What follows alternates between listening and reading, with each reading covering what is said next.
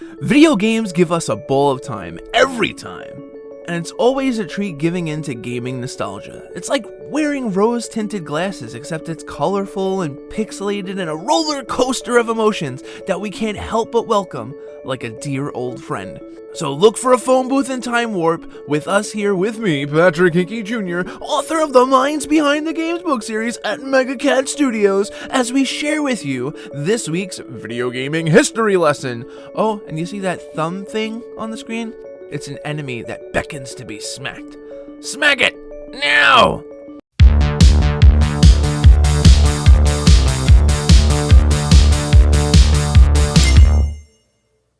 Arguably one of gaming's most badass power armor wearing protagonists, nope, not the green guy, Samus Aran returns in Metroid Prime 2 Echoes in a bid to investigate the disappearance of Squad Bravo.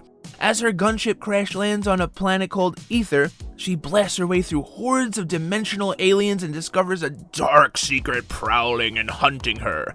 Released this week on November 15, 2004 for the Gamecube, Metroid Prime 2 Echoes is the follow-up to the critically acclaimed Metroid Prime, also released for the same console.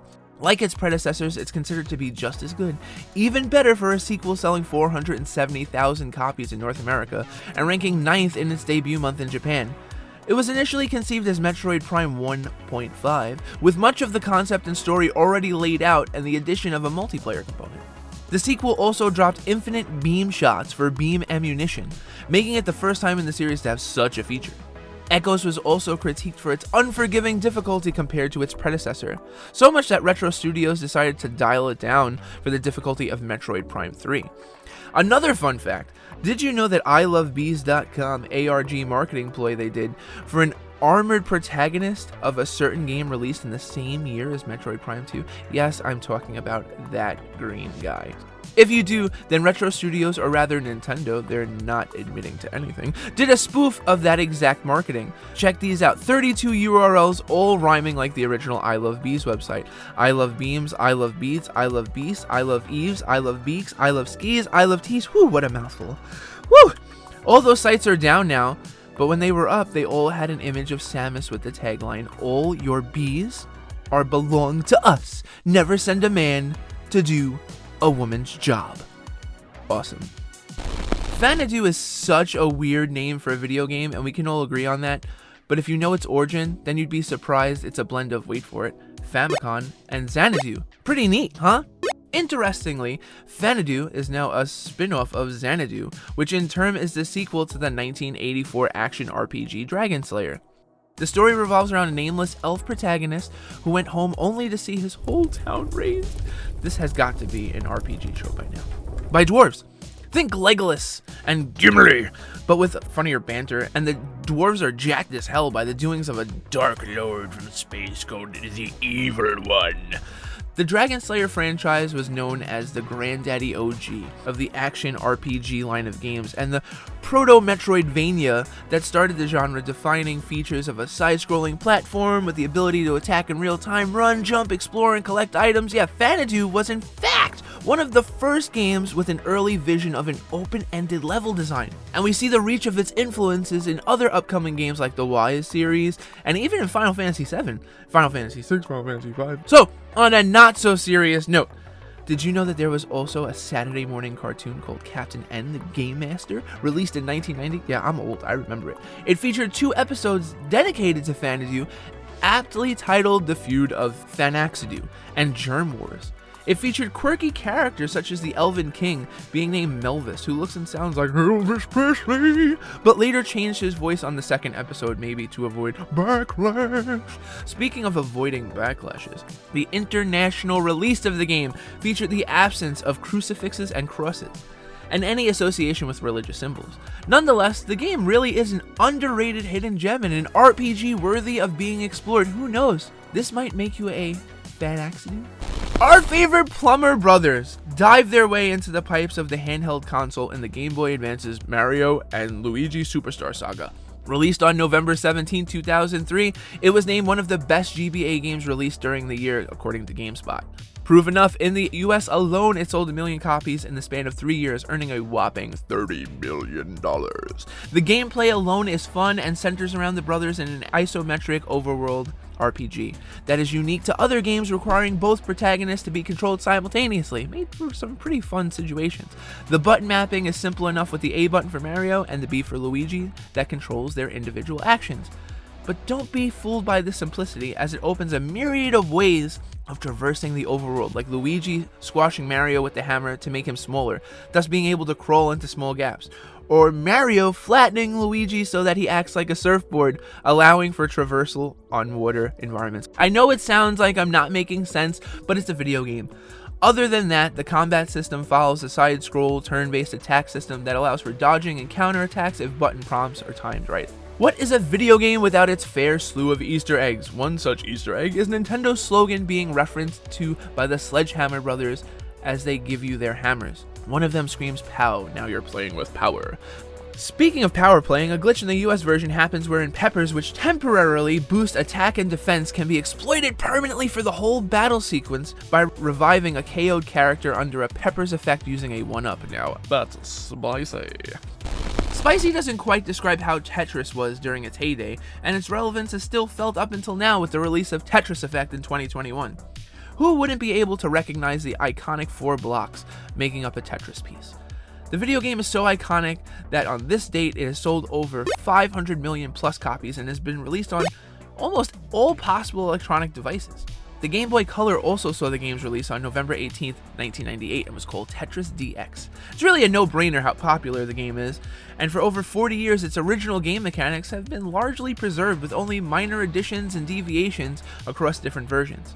Speaking of brains, this was the brainchild of Alexei Pajitnov, who found inspiration from a puzzle game called Petanimos that has 5 equal squares per piece. The name Tetris was derived from 4 blocks making a piece called tetra, pertaining to the Greek number 4. The is suffix came from tennis, which Pajitnov loved to play. Smart man. Speaking of smart, did you know that playing Tetris thickens the brain's cortex, increasing cognitive efficiency? This was found out in a 2009 published study done on 26 teenage girls who played Tetris for 30 minutes a day in the span of 3 months. MRI scans before and after showed significant growth and thickening on 3 brain regions. I wish 10-year-old me knew about this. Like, this is the best excuse to play video games. Gamers out there, we made the smart choice. Oh, and if you keep seeing blocks dropping down after playing Tetris for a long period of time, you're experiencing the phenomenon called Tetris effect. This effect has been seen in other video games that people play for extended periods of time. No wonder I keep seeing Luigi's death stare in my dreams whenever I play Mario Kart. If you're a true gamer, you'll hear this in your head when I mention the EA Sports boot up slogan. That's right, the famous tagline, EA Sports, it's in the game. That was a gaming moment even before it was a thing. You know, it was Madden NFL 94 released on November 19th, 1993 for the Genesis, the first one that used the tag. I secretly wish Andrew Anthony, the voice actor behind this, to narrate over my life and use the slogan every time I do something epic in real life. Speaking of epic fails, Madden 94 featured a huge error on the SNES copies sold during Christmas 1993 where the entire roster for the New York Giants and the New York Jets were reversed. If you're a Jets fan, that's not a bad thing. Nonetheless, the game performed well in the US and was one of the best-selling games of the year, and in the UK it ranked 15 in its best-selling list. I guess we know how they feel about American football. In nature, you probably don't see birds and bears agreeing on a lot of things, much less platforming to different worlds and getting rid of evil wishes. Oh, but if you do like to see a bird and a bear doing exactly that, then I introduce you to Banjo-Tooie. Released for the Nintendo 64 on November 20th, 2000, it's the sequel to the critically acclaimed Banjo-Kazooie, featuring the return of the uncanny duo as they foil the plans of the revived evil witch Gruntilda and her sisters to wipe out the island's inhabitants. It features bigger worlds to explore, returning mechanics and concepts with more additions, more like puzzles, new moves, and the ability to use Banjo and Kazooie separately. That was pretty cool. Like the original game, this sequel was critically received by gamers and critics alike. selling 3 million copies worldwide. This is evident in how well the game was made and the graphics, and it was considered to just be one of the best on the Nintendo 64 due to these rich features. Long drawing distance, real-time shadow generation, but a good game is not without its flaws. And one of the major gripes gamers had with this one was its inconsistent frame rate on certain areas in the game. As for level design, critics have noted the lesser amount of backtracking in each new world introduced for the game, which was certainly a good thing.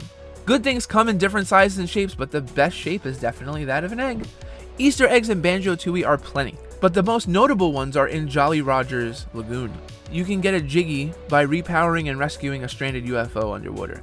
When you enter the ship and speak to the aliens, Kazooie says something along the lines of, "One of you here isn't called Elvis, are you?" This is an obvious reference to Perfect Dark, where one of the main characters is an alien is called Elvis. Perfect Dark and Banjo-Tooie were both developed by Rare. In the same area, there is a pig named Chris P. Bacon who is trying to take underwater pictures of the ruins. Look closely at the camera he's using. Actually, Game Boy Color with a Game Boy camera attached. Now that's a neat cameo. Speaking of another hard hitter like the previous game, Legend of Zelda Ocarina of Time is considered one of the gaming greats for a good reason. It was praised for its superb writing, music, visuals, and gameplay. On its initial Nintendo 64 release on November 21st, 1998, Ocarina of Time received critical acclaim by gaining perfect review scores from the majority of gaming publications including Famitsu, Next Generation, Edge, Electronic Gaming Monthly, GameSpot, and IGN. In the United States, over 500,000 pre-orders were placed, more than tripling the number of pre-orders for any previous game, for which it was awarded the Guinness World Record for most advanced orders for a game.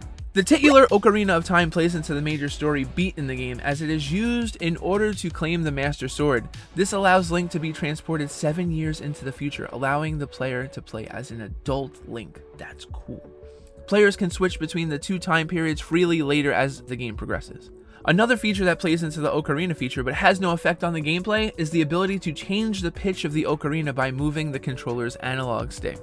This was never mentioned in the guide, but it was left in as a surprise for players to discover. Ocarina of Time was one of the most influential games of the century, and we see its impact in most modern open-world games we see today as Shadow of the Colossus, Final Fantasy XV, Witcher 3, The Final Hunt, Okami, and so many more 3D action games. That wraps up this week's Video Game Blast from the Past. Be sure to like, subscribe, and click the bell icon so you don't miss next week's installment of This Week in Gaming History.